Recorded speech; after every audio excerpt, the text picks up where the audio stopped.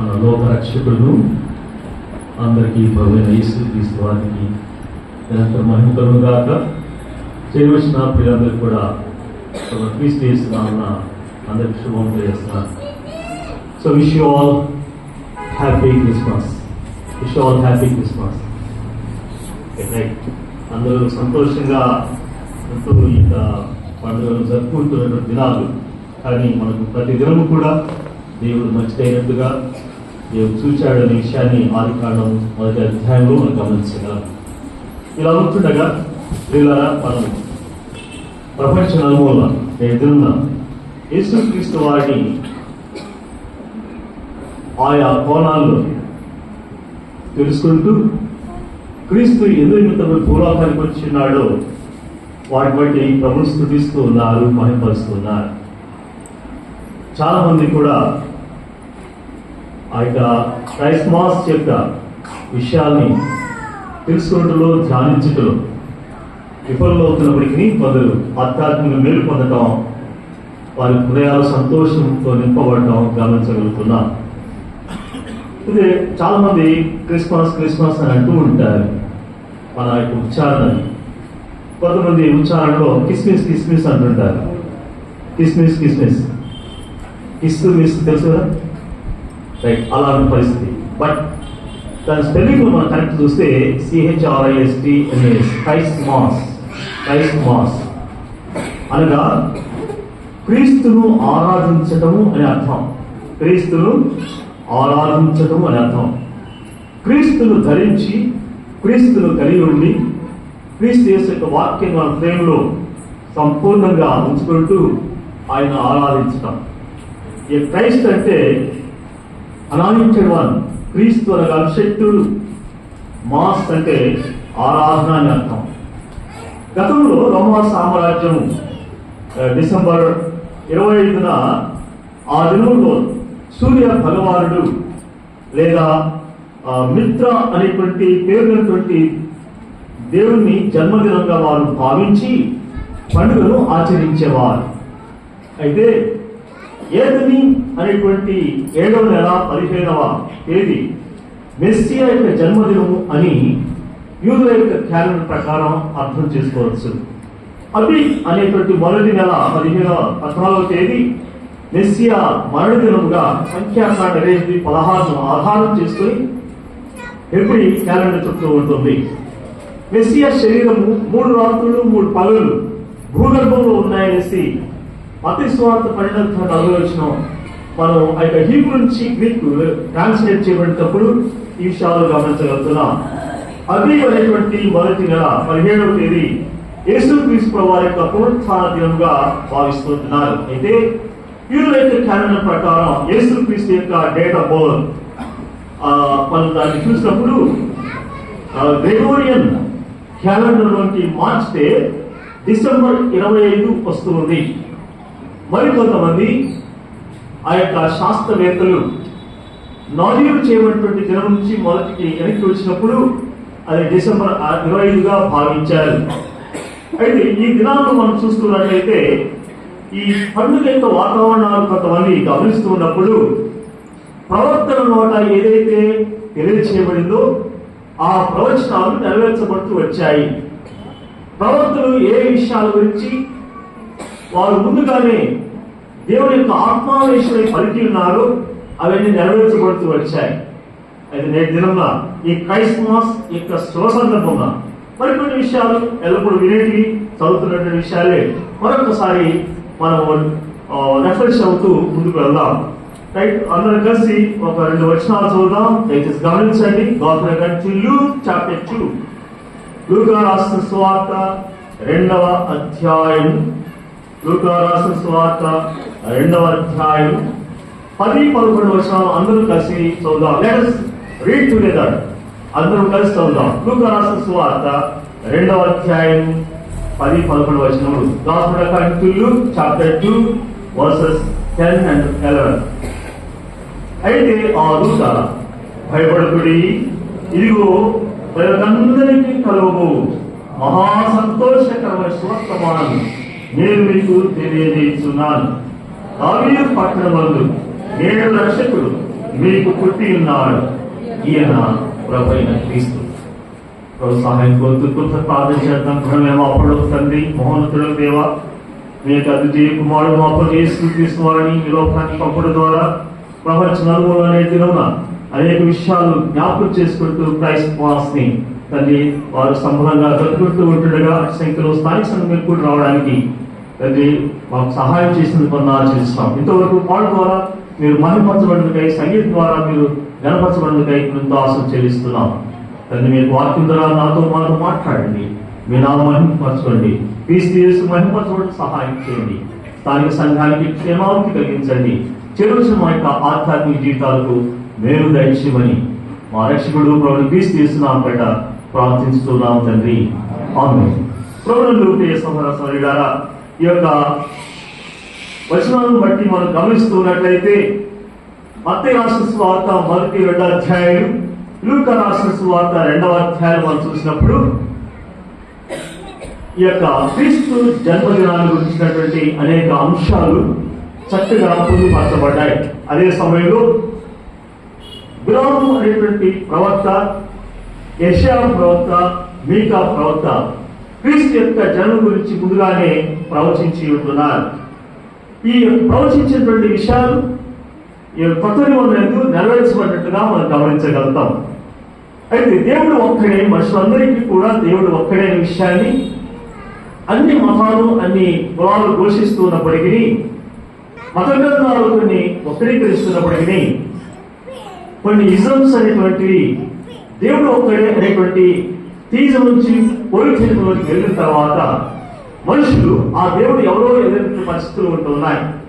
ఈ దినాల్లో మనుషులందరూ కూడా చాలా మంది ఆలోచించేది, వారు అనుభవించాలని కోరుకునేది ఏంటంటే సంతోషము, సమాధానం, ప్రేమ, ఐక్యత, కనికరము, క్షమాపణ, సంతృప్తి ఈ కలిగి ఉండాలని కోరుకుంటూ ఉంటాడు.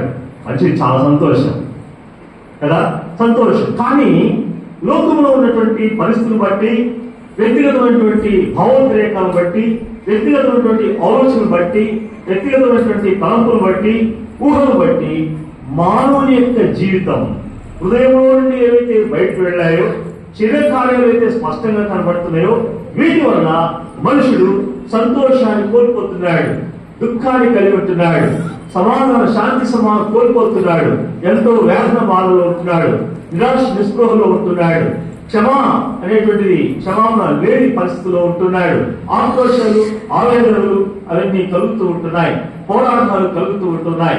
ఇలాంటి ప్రస్తుత ఈ ప్రపంచంలో మనం గమనిస్తున్నట్లయితే ఆ దినములలో ఈ దినములలో ఏమాత్రము తేడా లేకుండా నిన్న నేడు నిరంతరము ఏకరీతిగా ఉన్నటువంటి దేవుడు మన జీవితాలు మారుతున్నప్పటికీ, మన ప్రణాళికలు మారుతున్నప్పటికీ, మన ఉద్దేశాలు మారుతున్నప్పటికీ, మన యొక్క అంచెలు, మన యొక్క ఆంక్షలు అవన్నీ విధించబడుతున్నప్పటికీ మానవుడు వాటిని పరిధిని దాటి, వాటిని మీరి దానివల్ల కలిగేటువంటి నష్టాన్ని తెచ్చుకుంటున్నట్టుగా గమనించగలం. ఇలా అది ఈ యొక్క సందర్భాన్ని బట్టి మనం గమనించినట్లయితే కొన్ని క్యారెక్టర్స్ ని మనం చూసుకుంటూ ముందుకు వెళ్దాం. ఇక్కడ మన లేఖనాల్లో చూసినట్లయితే ఆ నక్షత్రము అనేటువంటిది ఒకటి కనబడింది.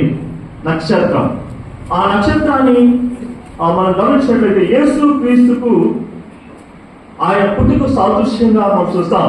యేసు క్రీస్తు పుట్టి ఉన్నాడు అని ఆయన కనుగొనేందుకు ఈ యొక్క నక్షత్రము వారికి సూచనగా ఇవ్వబడుతుంది. అయితే తూర్పు యెరూషలేము నుండి బెత్లెహేముకు వెళ్ళడానికి ఆ నక్షత్రం వారిని నడిపించినట్లుగా మనం గమనించగలుగుతున్నాం. ఈ నక్షత్రం వెనుకున్నటువంటి రహస్యం ఏంటయ్యా అంటే, యేసుక్రీస్తు వారు జన్మించక మునుపు 1452వ సంవత్సరం క్రితమే ప్రవక్త బిలాము యేసుక్రీస్తు జన్మం గురించి ప్రవచించాడు. 700 సంవత్సరాలకు ముందే యెషయా ప్రవక్త ప్రవచించున్నాడు. ఇలా ప్రవచించినప్పుడు మనము యాకోబు యొక్క నుండి ఒక నక్షత్రం వచ్చినట్లుగా ప్రవక్త చెప్పినట్లు ఆ బిలాము ప్రవక్త ఏ విధంగా ప్రవచించాడో ఒకసారి గమనించండి. సంఖ్యాకాండము 24వ అధ్యాయం 17వ వచనము. ఆయన సూచిస్తూ ఉన్నారు కానీ ప్రస్తుతం ఉన్నట్టు కాదు, ఆయన సూచిస్తూ ఉన్నాను కానీ సమీపంలో ఉన్నట్టు కాదు, నక్షత్రము యాకోబులో ఉదయించును, రాజదండము ఇశ్రాయేలులో నుండి లేచును, అది మోయాబు ప్రాంతములను కొట్టును, కలహవీరులందరినీ నాశనం చేయను. ఇక్కడ నక్షత్రాలకు వచ్చినటువంటి విషయాన్ని తెలియజేస్తున్నాడు. యాకోబు మోసగాడే, కానీ యాకోబు నాటి రాత్రి దేవుడితో పెరుగులాడి దేవుడి చేత ఆశీర్వదించబడినవాడు. ఇది యాకోబు పేరు ఇశ్రాయేలులో మార్చబడింది. అటు యాకోబు నుండి యొక్క నక్షత్రం ఉదయిస్తా ఉంది. రాజదండము ఈ యొక్క ఇశ్రాయేలు జనాంగం దేవుడు ఏర్పరచుకుని ఆ రాజదండం అంటే లేస్తూ ఉంటుంది. ఈ విషయాన్ని బట్టి మనం గమనిస్తున్నట్టయితే నక్షత్రం మహా వెలుగు కలిగినటువంటిది, చాలా ప్రకాశవంతమైనటువంటిది. ఈ నక్షత్రం ఆనాటి జ్ఞానులకు త్రోవ చూపించినదిగా ఉంటుంది.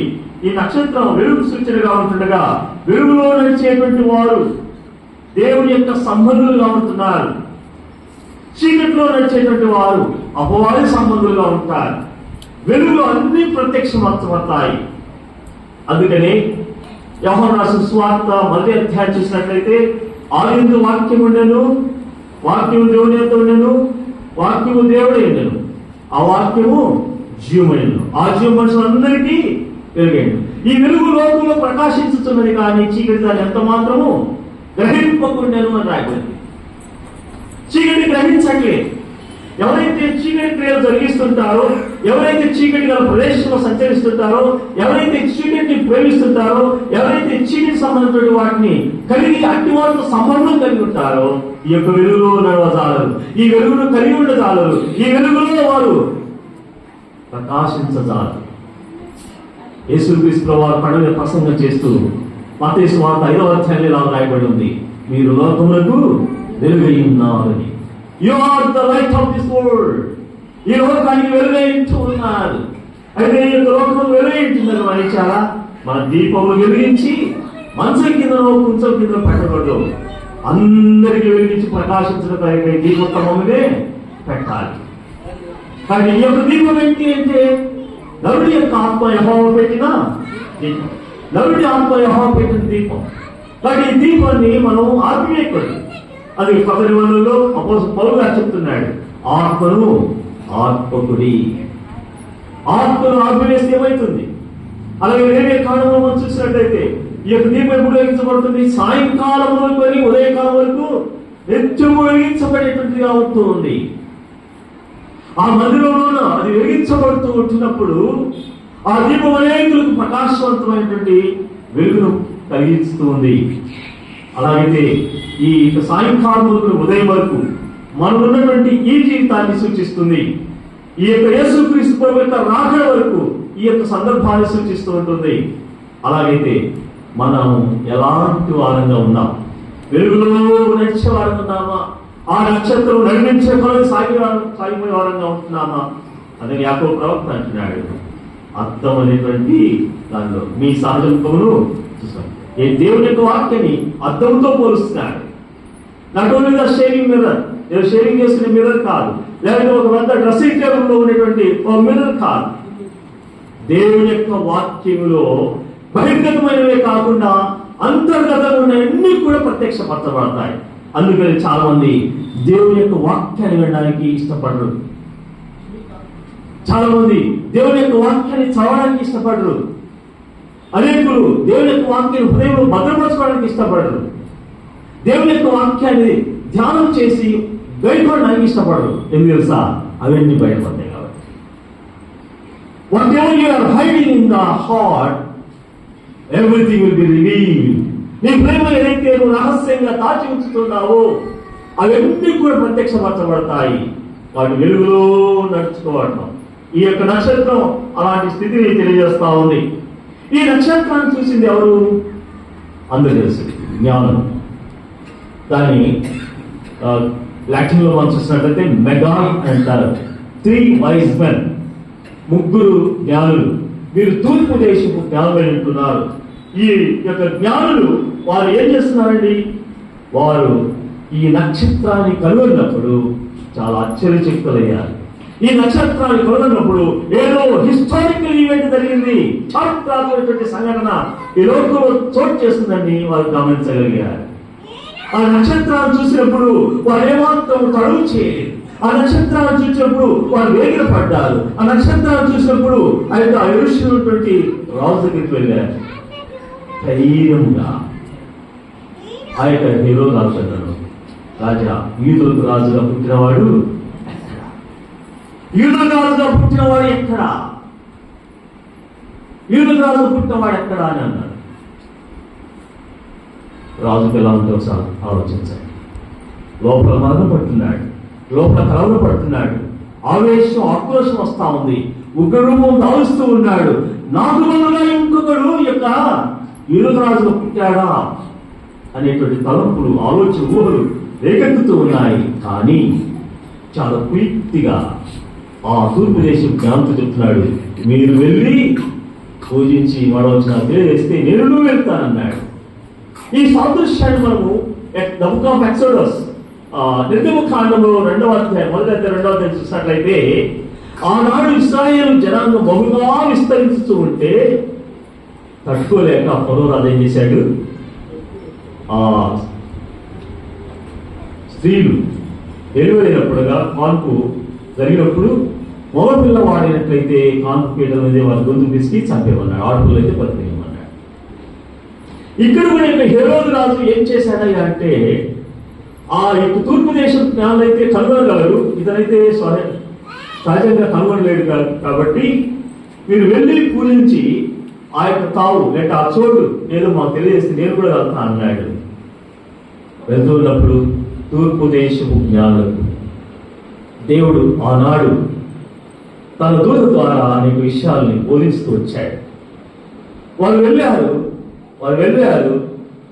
అయితే వెళ్తూ ఉండగానే మళ్ళా తిరిగి అదే దాడు రాకుండా ఈ యొక్క హేరోదు రాజుకు ఆ యొక్క సమయాన్ని, ఆ స్థలాన్ని చెప్పకుండా ఉండేటువంటి నిమిత్తమై వేరొక మార్గం గుండా వెళ్ళమని వారు ప్రబోధించబడిన వారు.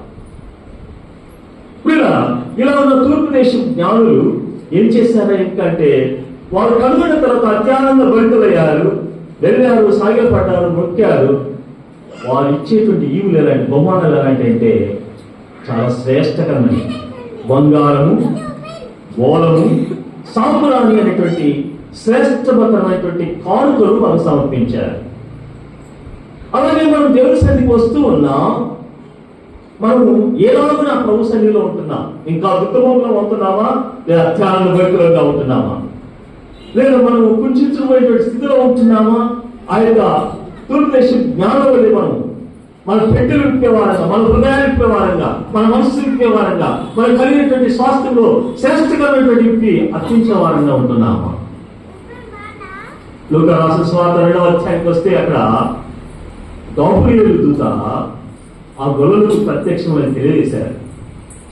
ముందుగా సర్వోన్నతమైన స్థలంలో దేవుని మహిమయు భూమి మీద అనిపిస్తున్న మనుషులకు సమాధానం కలుగునుగా అని ప్రకటించారు. ఆ తర్వాత దూతలందరూ వచ్చా అక్కడ తెలియజేస్తున్నప్పుడు గొల్లలు కూడా ఏం చేశారండి, వారు కూడా చాలా సంతోషపడ్డారు, ఒకళ్ళకు పురుకొనుకున్నారు, వారందరూ కలిసి వేగంగా వెళ్ళారు. ఆ యొక్క ప్రభువు చూచారు, ఆనందించారు, వారు మహా ఆనందం పొందారు. వారు తిరిగి వస్తూ వారు చూసిన విషయాన్ని, చూచిన వాటిని, విన్న వాటిని, కన్న వాటి గురించి దేవుడికి స్తోత్రం తెలియజేస్తూ వారు ఏం చేశారు, ఇతరులకు కూడా తెలిపారు. మరి నీవు నేను దేవుని మందిరానికి వస్తూ ఉన్నాం, మనం దేవుని యొక్క వాక్యాన్ని చదువుతూ ఉన్నాం, దేవుని యొక్క వాక్యాన్ని పలు పర్యాయాలు వింటూ ఉన్నాం. మరి విన్న వాటిని, చూసిన వాటిని, కన్న వాటిని సమానమైనటువంటి గొల్లలు వారు ఏ విధంగా పురికొట్టు కలిగి ఉన్నారో మనం అలాగే దేవుని సన్నిధికి పురికొట్టు వాటి కలిగి రాగలుగుతున్నామా? ఆ గొల్లలు చూసిన వాటిని, కన్న వాటిని, విన్న వాటిని తెలియజేస్తూ వచ్చారు. మరి అలాగే మనం ఇతరులకు తెలియజేయగలుగుతున్నామా? ఆనాడు వారు దేవునికి స్తోత్రం చెల్లించారు, మరి స్తోత్రం చెల్లించగలుగుతున్నామా? లేదా ఆరాధన వెంటనే పారిపోతున్నామా? ఇలా మనం గమనిస్తున్నట్లయితే ఈ యొక్క లూకా రాసిన సువార్త 2వ అధ్యాయం 10వ వచనం చూసినప్పుడు, ఇదిగో ప్రజలందరికీ కలగబో మహా సంతోషకరమైన వర్తమానము నేను మీకు తెలియజేస్తున్నాను అంటున్నాడు. భయపడకుడి అంటున్నాడు. చాలా మంది భయపడతారు. ఈ భయం ఎక్కడి నుంచి వచ్చింది? ఆది కాలంలోనే ఆనాడు ఆదాము హవ్వలు దేవుని యొక్క ఆజ్ఞను మీరుట చేత వారు భయపడి చెత్త చాటున దాగుతున్నారు. ఈ భయం అది వెన్నంటి వస్తూనే ఉంది. తరాలు మారిన, యుగాలు మారిన ఈ భయం అనేది వెన్నంటి వస్తూనే ఉన్నది. హెబ్రీ గ్రంథకర్త ఇలా ఉంటున్నారు 2వ అధ్యాయంలో, జీవితకాలం అంతయు మరణ భయం చేత దాస్యములకు లోబడ్డారు. మానవుడు ఏమైపోయాడంటే నాటి నుంచి నేటి వరకు కూడా తాను చేసిన పొరపాటును బట్టి, తాను చేసిన తప్పిదాన్ని బట్టి, తాను చేసినటువంటి పాపాన్ని బట్టి, తాను చేసిన అపరాధం బట్టి, దేవుని ఆజ్ఞను అతిక్రమించడం బట్టి మానవుడు ఈ లోకములో ధైర్యంగా జీవించలేకపోతున్నాడు. ధైర్యంగా నేను క్రీస్తు సంబంధించిన చెప్పుకోలేని పరిస్థితిలో ఉన్నాడు. ఎస్ ఐఎమ్ ఏ క్రిస్టియన్ అని బోర్డులతో వారు చెప్పుకోలేని పరిస్థితిలో ఉంటున్నారు. కారణం భయం. వెంటాడుతుంది. ఎంతకాలం? జీవితకాలం, బతికినంత కాలం కూడా ఇది వెంటాడుతుంది. చివరికి ఏం చేసిందంటే ఈ భయం, మరణ భయం జీవితకాలంతమై వారు దాస్యానికి లోబడ్డారు. వారు ఏమన్నారంటే ఈ యొక్క మరణ భయం చేత దాస్యానికి లోబడ్డటువంటి పరిస్థితులు. అయితే నాడు దేవుడు తర్వాత దూతలు చెప్పినటువంటి విషయాన్ని చూసినట్లయితే భయపడకుడి అని చెప్పాడు. ఎందుకంటే చాలా మంది ప్రజలందరూ కూడా ప్రపంచ నలుమూల ఏ తారతమ్యం లేకుండా, ఏ వయసు భేదం లేకుండా, ఏ లింగ భేదం లేకుండా, ఏ స్థాయి భేదం లేకుండా అందరూ కూడా భయం కనిపించిపోతున్నారు. అంతేకాదు దుఃఖము చేత ఉంటున్నారు, నిట్టూర్పు చేత ఉంటున్నారు. కొన్ని సంఘటనలు బట్టి, కొన్ని పరిస్థితులను బట్టి, వాళ్ళకున్న సమస్యలను బట్టి, వాళ్ళకు ఉన్నటువంటి భావోద్రేకాలను బట్టి, వారి యొక్క ప్లాన్స్, వారి కోరికలు నెరవేర్చుకోవడం ద్వారా దుఃఖము చేత చింతాక్రాంతులు అవుతూ ఉంటే, ఇది ఇక్కడ ప్రభుత్వ ఏం తెలుసంటే ప్రజలకందరికీ కలవు మహాసంతోషకరమైనటువంటి తెలియజేస్తాం. ప్రజలందరికీ ఇక్కడ పలానా కులము, పలానా మతము, పలానా గ్రామం, పలానా పట్టణం, పలానా దేశం అని చెప్పలేదు. అందరికీ, ప్రజలందరికీ, ఈ ప్రజలందరికీ కలమైనటువంటి రక్షణ గురించి తెలియజేస్తున్నాడు. ఇంకా అంటున్నాడు చూడండి, అక్కడ సువర్తమానం మీకు తెలియజేస్తున్నాను. సువర్తమానం, గుడ్ న్యూస్, ఎవెంగెలియోన్ అనేటువంటి గ్రీక్ పదం చూస్తే గాస్పల్, గుడ్ న్యూస్, శుభవార్త, సువార్త, మంచి వార్త ఇది తెలియజేశాడు. కానీ ఇదో మనం వింటుంటే మీడియాలో, ఇంటర్నెట్లో చూసినా, టీవీలో చూసినా, న్యూస్ పేపర్ చూసినా అన్ని దుఃఖకరమైనటువంటి ఆ యొక్క వార్తలు కనిపిస్తున్నాయి, వినబడుతున్నాయి. కానీ గాబ్రియల్ దూత ఏం చేశాడండి? ఏం చెప్తున్నాడు? ఆ యొక్క సువర్తమానమును ప్రకటిస్తూ వచ్చాడు. ఏంటంటే అది చూడండి, దావీదు పట్టణమందు నేడు రక్షకుడు మీకు పుట్టి ఉన్నాడు, ఈయన ప్రభువైన క్రీస్తు. దావీదు పట్టణం నేడు రక్షకుడు మీకు పుట్టి ఉన్నాడు. ఈ మాటను తెలియజేసే ముందుగా ఆ యొక్క తల్లి అయినటువంటి మరియను ఒకసారి మనం జ్ఞాపకం చేసుకుందాం. తల్లి అయినటువంటి మరియ మనం గమనించినట్లయితే ఆమె కన్యకగా ఉంది. She was virgin. అంతేకాదు ఆమె పరిశుద్ధురాలుగా ఉంది, ఆమె నీతిమంతురాలుగా ఉంటుంది. ఈ మరియ దేవుని యొక్క వాక్కును పొందినదిగా ఉంది. ఈ మరియ దేవదూత ద్వారా ధైర్యాన్ని పొందినదిగా ఉంటుంది. ఇట్టి మరియ ద్వారా మనం కొన్ని విషయాలు నేర్చుకోవచ్చు. అలాగే యోసేపు కూడా అక్కడ కనబడుతున్నాడు. ఆయన పరిశుద్ధుడిగా ఉన్నాడు, నీతిమంతుడిగా ఉన్నాడు, ప్రదానం చేయబడింది. కానీ పరిస్థితులు బట్టి ఏమాత్రం అవమానపరచలేదు. దేవుని యొక్క దూత ద్వారా ఆయన కూడా బోధించబడ్డవాడుగా ఉంటున్నాడు. పర్యాయాలు ప్రభుత్వ సభ్యులు ఇక్కడ విషయాలు గమనించండి. వారికి ప్రధానం చేయబడింది, కానీ వారికి వివాహం జరగలేదు. మరి కన్యకగా ఉంది, పరిశుద్ధ ఆత్మ వల్ల గర్భం ధరించింది, కానీ లైంగిక ఇచ్చను బట్టి గర్భం దాల్చలేదు. అన్ని దినాల విచారకరం ఏంటంటే వివాహం జరగకుంటే చాలా మంది అక్రమ సంబంధాలు కలిగి అనేక రీతులుగా వారి తల్లులను బాధ పెట్టేవారు ఉంటున్నారు. పెద్దలకు కన్నీరు తెప్పించేవారు ఉంటున్నారు, దేవుడికి అవమానం తెచ్చేవారు ఉంటున్నారు. చివరికి ఏమవుతున్నారు తెలుసా? కొందరు ఏం చేస్తున్నారంటే దాన్ని కప్పిపుచ్చుకోవడానికి కోసం భ్రూణ హత్యలకు పాల్పడుతున్నారు, అబార్షన్ చేయిస్తున్నారు. అది ఎంత దారుణానికి అది ఒడిది కట్టిందో చూడండి. దాన్ని వారిని ఏమంటారు? నరహంతకులు అంటారు.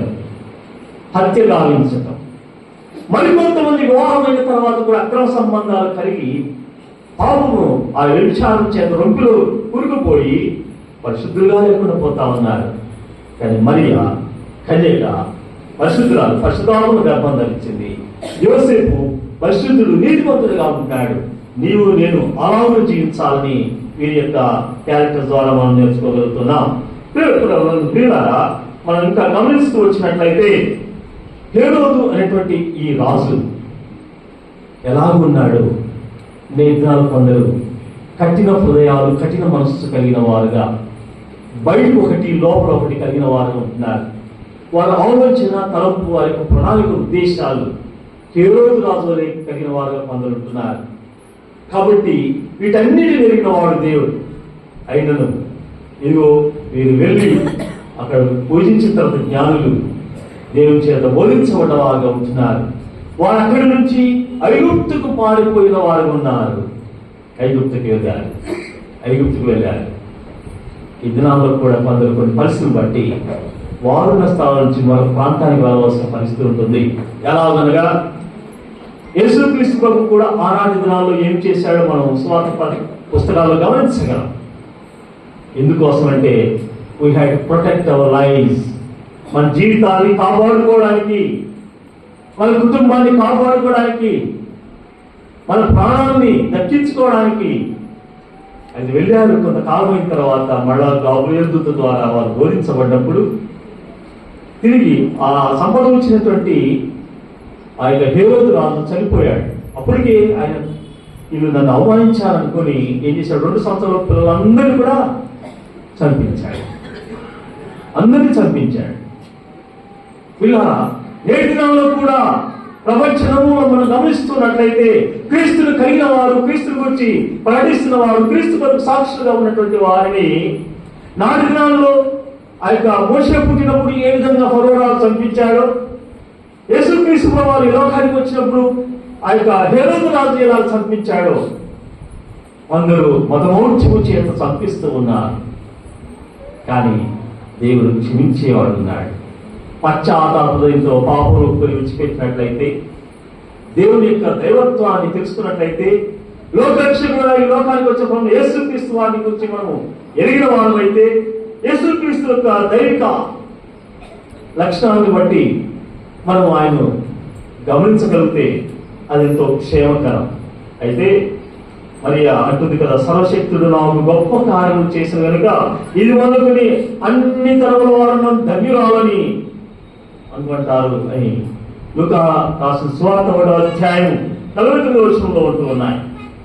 అయితే ఆనాడు లేవి గోత్రానికి చెందినటువంటి యాజకుడైనటువంటి జకర్యా యొక్క భార్య ఎలీసబెతు కూడా ఆమె అంటుంది, స్త్రీలలో నీవు ఆశీర్వదింపబడిన దానము. స్త్రీలలో ఆశీర్వదింపబడినవారు. సహోదర సహోదరులారా, దయచేసి గమనించండి. మనకు ఉన్నటువంటి జనాంగం మధ్య, మన ఇంటిలో, మన కుటుంబం మధ్య, మన బంధువుల మధ్య, మన స్నేహితుల మధ్య, మన ఇరుపొరుగు వారి మధ్య ఎలా ఉండాలంటే ఆశీర్వదించబడిన వారిని ఉండాలి. We must be the blessed one, not the cursed one. మనము ఆశీర్వదించబడిన వారు ఉండాలి, కానీ శిక్షితమైన వారుగా ఉండకూడదు. మీరు అలా గమనించండి. ఇలా గమనిస్తున్నట్లయితే ఈ యొక్క రోమ సామ్రాజ్యాన్ని ఆనాటి దినాల్లో అగస్టస్ సీజర్ అనేటువంటి చక్రవర్తి పరిపాలిస్తూ వచ్చాడు.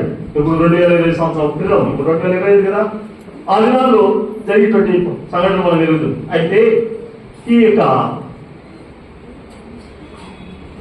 యెషయా ప్రవక్త ఏ విధంగా ఎవరికి ప్రవచించాడో ఒకసారి గమనించండి.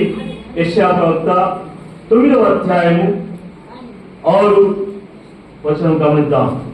6వ వచనం, ఏలైనగా మనకు శిశువు పుట్టెను, మనకు కుమారుడు అనుగ్రహింపబడెను, ఆయన భుజం మీద రాజ్యభారముడును, ఆశ్చర్యకరుడు, ఆలోచనకర్త, బలవంతుడైన దేవుడు, నిత్యుడగు తండ్రి, సమాధానకర్తయు అధిపతి అని అతనికి పేరు పెట్టబడెను. అలాగే మీకా గ్రంథం తిప్పండి మరోసారి. మీకా గ్రంథము 5వ అధ్యాయం 2వ వచనం.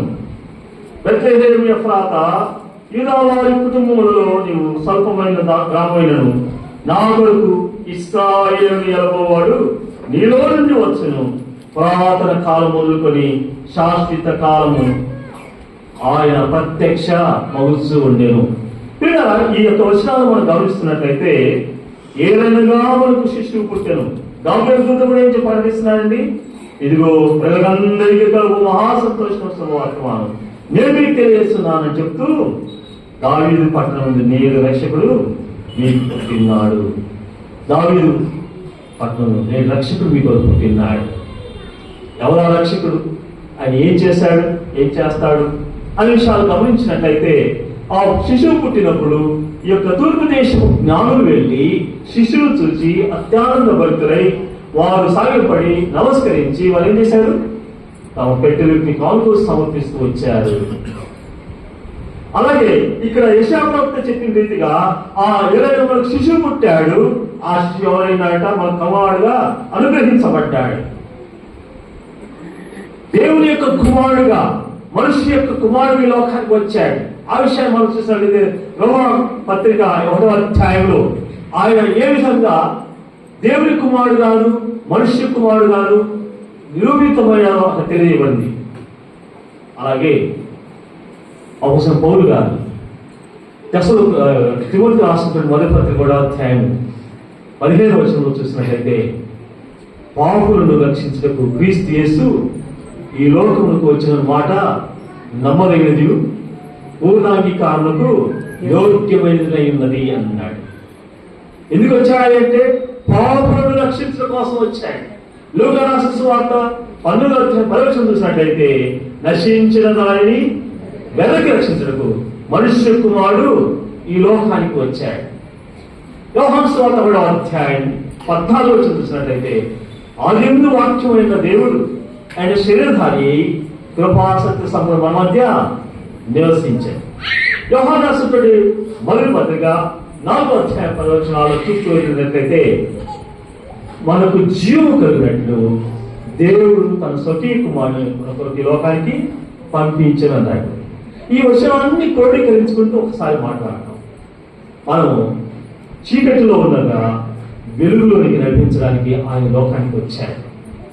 మనం బలహీనమైంటుండగా మనం బలపరచడానికి వచ్చాడు. మనం భక్తిహీనమైంటుండగా భక్తుడు ఉండడానికి చేయడానికి ఆయన వచ్చాడు. ఇదిగో మనం ఈ లోకంలో నశించిపోతుండగా ఆయన మనల్ని రక్షించడానికి వచ్చాడు. ఈ లోకంలో మనము దుఃఖముఖమైంటుండగా సంతోషం కలిగించడానికి వచ్చాడు. ఈ లోకంలో మనం శిక్షావిధికి గురైనటువంటి వారు ఉంటుండగా క్రీస్తు యేసున్న వారికి ఏ శిక్షావిధి లేదు కనుక అలాంటి శిక్షావిధి లేకుండా ఫ్రీడమ్ సమర్థుడుగా చేయబడడానికి వచ్చాడు. మనం దోషమై ఉంటుండగా ఇదిగో క్రీస్తుకు దాసులుగా ఉండడానికి ఉంచడానికి వచ్చాడు. ఆయన రాజులేని యాజక సమూహంగా మనం చేయడానికి లోకానికి వచ్చాడు. ఇంకా పాపులమై ఉంటుండగా మనం పరిశుద్ధులుగా చేయడానికి లోకానికి వచ్చి ఉన్నాడు. నశించిపోయి మనం రక్షించడానికి వచ్చిన ఆయన పాపం చేత అపరాధం చేస్తా చచ్చిన నిన్ను నన్ను బ్రతికించడానికి లోకానికి వచ్చాడు. ఇంకా అంటున్నాడు కదా యోహాను రాసిన మొదటి పత్రికలో చూసినట్లయితే, ఆ జీవము మనకు కలిగినట్లుగా దేవుడు తన స్వకీయ కుమారుడిని ఈ లోకానికి పంపించాడు. ఎందుకయ్యా అంటే మనము ఎబ్రియలు రాసిన పత్రిక 2వ అధ్యాయం 14వ వచనం చూసినప్పుడు అక్కడ కాబట్టి మీరు అనగా కాబట్టి ఆ పిల్లలు రక్త మాంసం గెలవాలనగా మన యొక్క బలం గలవాన్ని అనగా అపవాదిని మన ద్వారా నశింపజేయుటకు జీవితకాలమంతయు మన భయం చేత దాస్యంలో పడవాన్ని విడిపించుకు క్రీస్తు కూడా రక్త మాంసంలో పాల్వాడు. క్రీస్తు కూడా రక్త మాంసంలో పాల్వాడయ్యాడు. ఎందుకంటే అంటే మనం యొక్క బలం గలవాన్ని మన ద్వారా నశింపజేయడానికి. మనం ఎలా వచ్చింది? భయం చేత. ఈ భయము జీవితకాలం అంతా మన భయానికి దారితీసింది. ఈ చివరికి దాస్యంలో వచ్చింది. అలాంటి వారిని విడిపించడానికి రక్షించడానికి కోసం క్రీస్తు కూడా రక్తమాంసంలో పాల్వాడి ఆయన మనుష్య కుమారుడి లోకానికి వచ్చాడు. దేవుని కుమారుడి లోకానికి వచ్చాడు. వచ్చిన ఆ ప్రభు వారు ఆయన కుమారుడు అనుకరించబడగా ఆయన భుజము మీద ఉందట రాజ్యభారము ఉన్నది. భుజముల మీద రాజ్యభారం ఉన్నది.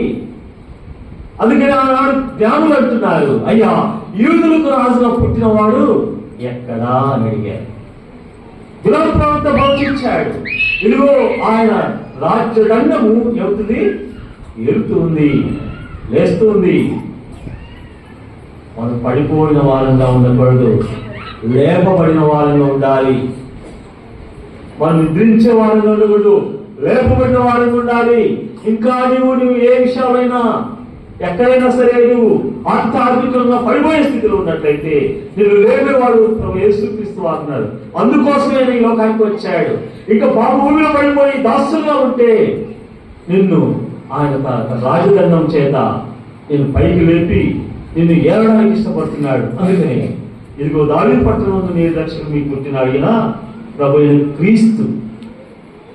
ఆ మాటకు ముందుగా మనం మత్తయి రాసిన సువార్త 1:7 చూసినట్లయితే తన ప్రజలను వారి పాప నుండి ఆయనే రక్షించగలక ఆయనకు యేసు అని పేరు పెట్టవలెను. దేవుడు ఈ లోకానికి రక్షకుడుగా వచ్చాడు. మన యొక్క మరణం నుండి, ఉగ్రత నుండి, తీర్పు నుండి, నిత్య నరకాగ్ని నుంచి మనల్ని తప్పించి రక్షించడానికి కోసం ఈ లోకానికి వచ్చాడు కనుక ఆయన రక్షకుడు. అందుకని ఆ దేవుడికి యేసు అని పేరు పెట్టారు. యేసు అనగా రక్షకుడు. యేసు ఒక కులాని మతానికి చెందినవాడు కాదు. యేసుక్రీస్తు వారు ప్రజలందరికీ రక్షకుడు. తీర్పు రాసిన పత్రిక 2వ అధ్యాయం చూసినట్లయితే మహాదేవుడును మనుషులందరికీ రక్షకుడైన యేసుక్రీస్తు అనే మాట రాయబడింది. So our Lord Jesus Christ is the great God. He is the Savior of all humanity, all human beings. మన దేవుడు, మన ప్రభు యేసుక్రీస్తు మహాదేవుడుగా ఉన్నాడు. అందరికీ కూడా ఆయన రక్షకుడుగా ఉన్నాడు. ఈ రక్షకుడే ఆయన పెట్టబడిన మనకు పేరు దేవుడు ఏంటంటే ప్రభు అయిన క్రీస్తు. ప్రభు అయిన క్రీస్తు. ఎందుకు ఈ ప్రభు అయిన క్రీస్తు అని చెప్పబడుతుందంటే ఈ దినాలలో కొందరు వారికి ఉన్నటువంటి ఆ యొక్క పరిధులలో వాళ్ళు ఏమవుతున్నారంటే అలా దాసోహం అయిపోతున్నారు. కొందరు మనుషుల యొక్క రాజ్యాధికారం కింద నలిగిపోతున్నారు. మరికొందరు ఆ పాలకుల కింద నలిగిపోతున్నారు. మరికొందరు అధికారుల క్రింద దాస్యం చేస్తున్నారు. మరికొందరు సాతాను క్రింద దాస్యం చేస్తున్నారు. సులువుగా చిక్కులు పెట్ట పాపము ఎంత గొప్ప సాక్షితము ఆవరించి ఉంటుండగా మనుషులు ఉక్కిరిమిక్కి అవుతా ఉంటున్నాడు. వారి బారి నుంచి మనం విడిపించి రక్షించి తన పాలనలో ఉంచడానికి కోసం, తన నీతిగా రాజ్యంలో ఉంచడానికి కోసం, తన చేపట్టిన పరిశుద్ధ పట్టణంలో చేర్చడానికి కోసం ఆయన క్రీస్తుగా వచ్చాడు. ఆయన ఏలబోవాడు. ఆయన మీ భుజం మీద రాజ్యభారం ఉంది. ఆయన ఏలబోవాడు. అదే మీకు ప్రవక్తలు ప్రవచించాడు కదా, ఇశ్రాయేలు ఏలబోవాడు నీలో నుండి వచ్చెను. ఇశ్రాయేలు ఏలబోయేవాడు నీలో నుండి వస్తాడు. ఇక ఇశ్రాయేలు గురించి మనం ఆలోచించినప్పుడు కేవలం ఇప్పుడున్న పరిస్థితుల్లో కానీ లేఖనాలు మనం అలా చదువుతూ ధ్యానించినప్పుడు కేవలం ఆ దేశానికి మాత్రమే కాదు. Is the God of all nations, is the God of all countries. తనందరికీ ఆయన దేవుడు, అన్ని దేశాలకు ఆయన దేవుడు, అందరికీ దేవుడే. కనుక ఆనాడు ఆ ఏర్పరచబడిన వారి గురించి తెలియజేస్తూ వచ్చాడు. రేపు కూడా యేసుక్రీస్తు ప్రభు యొక్క రాకడ సంభవించినప్పుడు ఎవరైతే ఆయన కృపలో ఏర్పరచబడిన వారు ఉంటారో అట్టి వారు మాత్రమే ఆ పరలోక రాజ్యాన్ని చేర్చబడుతున్నారు. అందుకోసమే ఇశ్రాయేలు నుండి ఏలబోయేటట్టు వాడిని 2 వచ్చును అని చెప్తున్నాడు. ఆయన మన కుమారుడు అనుగ్రహించబడిన తర్వాత ఆశ్చర్యకరుడుగా ఉన్నాడు. ఒకసారి మనం అనుకుంటాం, చాలా పిల్లలైతే స్టడీస్ లో అసలు ఊహించలేదు, నాకు ఆశ్చర్యంగా ఇంత పర్సెంటేజ్ వచ్చింది అని అనుకుంటారు, సంబరపడు, చాలా సంతోషం. కొంతమంది అన్ఎంప్లాయిడ్ పీపుల్ కొన్ని కాంపిటేటివ్ ఎగ్జామ్స్ లో అనుకున్నప్పుడు నాకు వస్తాయని అనుకోలేదు, కానీ దేవుడు చాలా ఆశ్చర్యంగా నాకు జాబ్ ఇచ్చాడు. మరి కొంతమంది దంపతులు వారి యొక్క ప్రణాళిక చెప్పుకొని జరగవు, కానీ ఒకసారి జరిగినప్పుడు మేము ఎప్పుడు ఊహించలేదండి, చాలా ఆశ్చర్యకరంగా మాకు జరిగింది అని అంటారు. సంఘాల్లో సమాజంలో కూడా దేవుడు ఆశ్చర్యకార్యం చేసేవాడు. కీర్తన గ్రంథంలో పలుపర్యాలుగా ఆ మాట రాయబడ్డాయి. ఆయన ఆశ్చర్యకరుడు ఆశ్చర్యకారం చేస్తాడు. ఆలోచనకర్త, నిన్ను నన్ను నడిపించేవాడు ఉన్నాడు.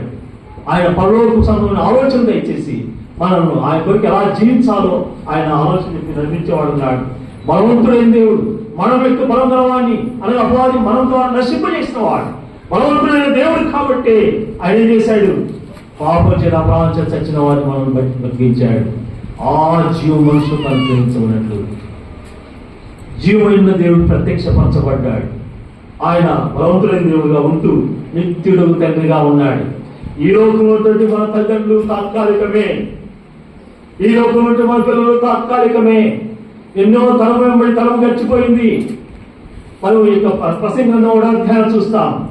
అలాగే గడిచిపోతాం, కానీ ఇప్పుడు తోడుగా ఉంటారనుకుంటాం. కానీ ఆ పరలోకం ఉన్నటువంటి ఆ దేవుడి లోకానికి వచ్చిన తర్వాత ఆయన నిత్యుడు తండ్రిగా ఉన్నాడు. నీ యొక్క ఆలన పాలన చూసుకునేవాడు ఆ దేవుడు. ఆ ప్రభువు యేసుక్రీస్తు వాడు నీ యొక్క బాగోగులని చూసుకునేటువంటి వాడు. నిత్యుడు తండ్రిగా ఉండి నీ యొక్క విషయాలన్నింటిలోనూ ఆయన చొరవ చూపించి సహాయపడేవాడుగా ఉంటున్నాడు. సమాధానకర్తయ్యకు అధిపతి, సమాధానానికి ఆయన అధిపతి. ఎందుకంటే ఆయన సమాధానకర్త ఈ లోకానికి వచ్చాడు. ఆ అధిపతి అయిన ఆ క్రీస్తు యేసు వారు ఈ లోకానికి వచ్చినప్పుడు మన లేఖనాల్లో గమనించినట్లయితే నీవు నేను ఇంకా బలహీనగా, ఇంకా భక్తిహీనగా, ఇంకా పాపమైనట్టుగా, ఇంకా అపరాధరించవాలంటుగా, ఇక నరకమే శరణ్యం. ఇలాంటి పరిస్థితుల్లో మనకు కలవరము, కలతలు, భార్యాభర్తల సమస్యలు, కుటుంబంలో సమస్యలు, అన్నదమ్ముల మధ్య సమస్యలు, అక్క మధ్య సమస్యలు, అత్తగారుల మధ్య సమస్యలు, మామూలుల మధ్య సమస్యలు, ఇరువుల మధ్య సమస్యలు, ఎక్కడికి వెళ్ళిన సమస్యలు సమస్యలు సమస్యలు పోరాటాలు జరుగుతున్నాయి. సమాధానం లేదు, శాంతి లేదు. అలాంటి వారికి సమాధానకర్త దేవుడుగా ఈ లోకానికి వచ్చి తన శిలువ రక్తం సరిచేసి తండ్రితో మనం సమాధానపరుచున్నాడు. ఈయన ప్రభువైన క్రీస్తుగా ఉన్నాడు. వీళ్ళ అలాగా నీవు నేను మనమందరం కూడా ఇటు క్రైస్ట్ మాస్ సందర్భంగా యేసుక్రీస్తు ప్రభు వారి యొక్క జననం ఎందుకు జరిగిందో, దేవుడు ఎందుకు ఈ లోకానికి మనుష్య కుమారుడుగా వచ్చి ఉన్నాడు, వారి లోకానికి లేఖనాల ద్వారా తెలుసుకుంటున్నాం. కాబట్టి మనమందరం ఎక్కడైనా నీ జీవితంలో ఉన్నటువంటి బలహీనత కానీ, భక్తిహీనత కానీ, నీలో ఉన్నటువంటి దుఃఖం, నిట్టూర్పు కానీ, నీలో ఉన్నటువంటి అవమానాలు, నిందలు కానీ, నీవు క్షమింపబడలేని స్థితిలో ఉన్నా కానీ, మీరు ఎలాంటి పాపం చేసినా సరే, ఎలాంటి దోషం చేసినా సరే, ప్రభువాలను క్షమించండి, నా జీవితాన్ని మార్చండి, నా తలంపులు మార్చండి, నా చూపులు మార్చండి, నా నడకలు మార్చండి, నా ప్రవర్తన మార్చండి. అయా నా జీవితాన్ని నీకు అంకితం చేస్తున్నా, నన్ను క్షమించి రక్షించు ప్రభు అంటే అప్పుడే యేసుక్రీస్తు ప్రభువాన్ని మీరు ప్రేమలో చేసుకునేది. ఆనాడే ఇదిగో నేనే ఇది అనుకోసం, ఇది రక్షణ కనుక అట్టి శోధన కనుక మహా సంతోషాన్ని పొందుతావు, సమాధానం పొందుతావు. అట్టి ప్రభు క్రీస్తు దేవుడు ఉంటాడు కనుక అదే నిజమైన విశ్వాసం. అంటే సంతోషకరమైన స్వర్తమానం కలిగి సాగి వెళ్దామా? శాంతి సమాన సంతోషంతో మనం సాగి వెళ్దామా? నీ జీవితంలో ఆశ్చర్యకార్యాలు జరగాలని ఇష్టపడి మనం ఒక గొప్ప తీర్మానంతో, నిర్ణయాత్మకమైనటువంటి వారితో కలిసి మనం ముందుకెళ్దామా? మనం కొరకు సాక్షిగా జీవిస్తున్నాం. దేవుడు ఈ వాక్యం దీవించుగాక. Once again, wish you all the happy and Merry Christmas. Thank you.